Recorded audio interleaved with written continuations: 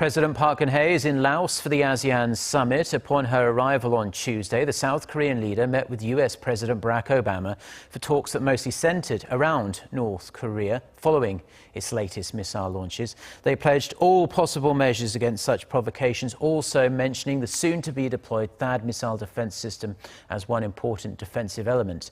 Song Ji-son reports. The allies vowed to rev up their defense capabilities and deterring power to suppress North Korea's nuclear proliferation, expressing Seoul and Washington's firm stance against Pyongyang's continued provocations. 한미 양국은 북한의 어떠한 도발에도 모든 수단을 다해서 강력히 대응해 나갈 것임을 분명히 밝혀둡니다. 북한은 어제 또 노동미사일을 발사했는데 이와 같이 무모한 도발을 지속하는 것은 자멸을 초래하는 길임을 강력히 경고합니다.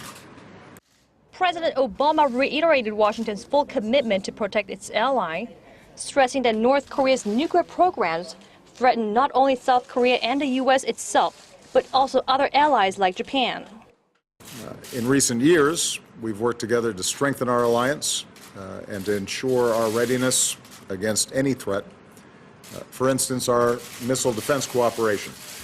THAAD is a purely defensive system to deter and defend against North Korean threats.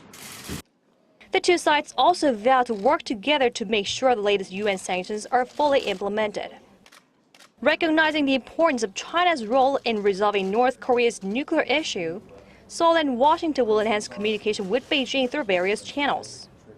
South Korea will also seek greater support from the U.S. and the international community to improve the human rights conditions in North Korea.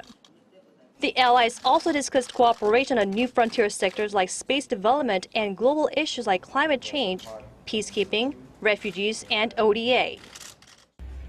After having garnered Russia and China's commitment to implement the UN sanctions to denuclearize North Korea, and now backed by the cooperation and support of the U.S., President Park will sit down with Japanese Prime Minister Shinzo Abe on Wednesday.